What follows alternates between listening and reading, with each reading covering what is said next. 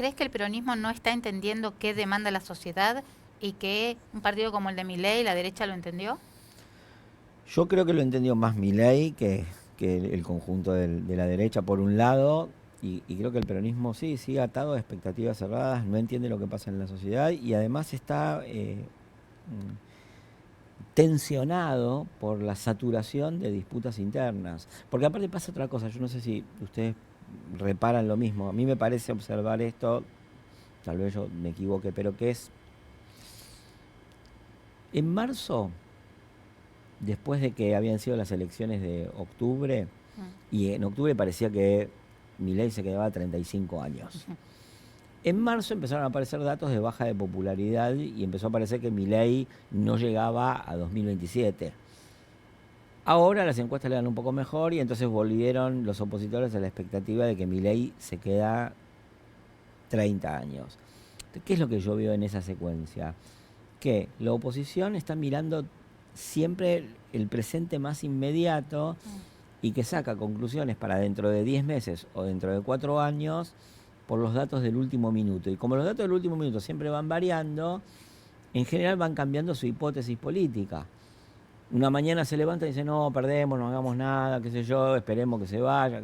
O sea, porque aparte creen que les va a caer el poder como la manzana que cae del árbol. Mm. Y después dicen, no, preparémonos para gobernar porque este gobierno se cae. Y después viene una ciclotimia muy al ritmo de las encuestas, sin pensar que la acción política debería caracterizarse por un cierto grado de profundidad y pertinacia, Mm. y que vos no vas a producir hits todos los días, ¿no? Entonces no veo una constancia en la acción política del peronismo, al mismo tiempo que lo veo encerrado en hipótesis políticas que no funcionan. Vale para el conjunto de la oposición esto. ¿Y vos crees, o por qué crees? En realidad para mí es una duda que no logro despejar. ¿Por qué la izquierda no captura parte de ese descontento? Porque muchos de los reclamos están más asociados a demandas o a propuestas de los Mm. partidos de izquierda y no de la derecha.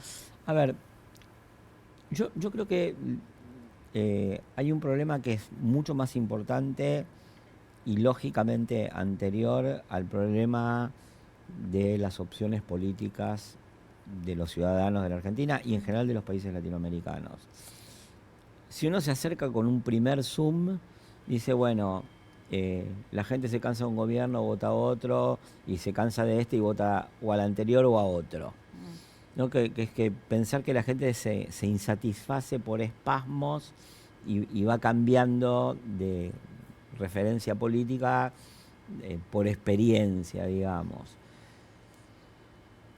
Y eso a veces hace prometer o avisorar sin Mm. que suceda una especie de dinámica pendular.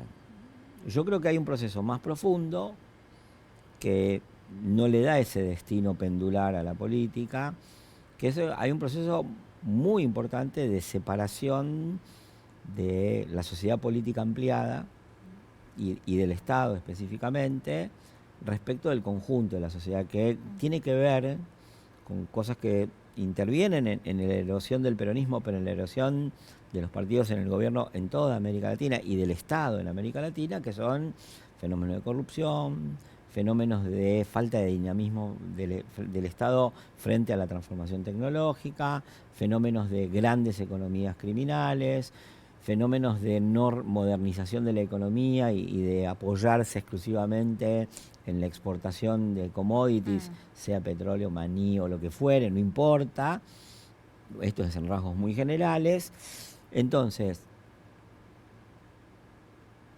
yo creo que esa distancia de las sociedades respecto del Estado en dinámicas que en los últimos 25 años fueron para muchísimos de decadencia económica, genera ese alineamiento con la derecha. Mm. Y yo diría además que ese alineamiento es previo a los partidos.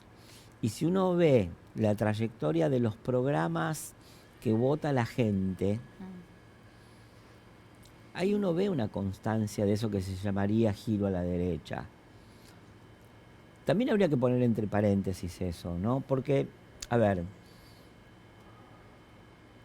que la gente en América Latina, donde hay una problemática de seguridad creciente y brutal, vote por partidos que prometen traer el orden, yo no sé hasta dónde eso podría ser tildado de extrema derecha. Uno puede entender que es de extrema derecha la solución que propone Bukele, pero también uno ve, por ejemplo, y eso hay que tomarlo en cuenta, que Orsi, el presidente del Uruguay, en algún momento elogió el modelo de Bukele, ¿no? Y es un presidente de izquierda del partido más cívico de la tradición latinoamericana. No estoy diciendo que yo estoy de acuerdo con la solución de Bukele, estoy diciendo que la situación social de América Latina hace que una parte importante de los electorados se orienten sistemáticamente hacia un tipo de soluciones. Ese tipo de soluciones la izquierda no las promueve. O se oriente a la solución de determinados problemas, que privilegie determinados problemas. Bueno, otra cosa. La inflación es un problema que han privilegiado y que ha emergido con potencia en toda América Latina, sobre todo en Argentina, en los últimos 15 años.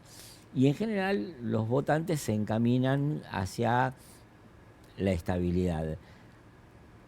A las izquierdas en general les resulta difícil asumir el programa de la estabilización. Algunas lo hacen más que otras, pero les resulta difícil.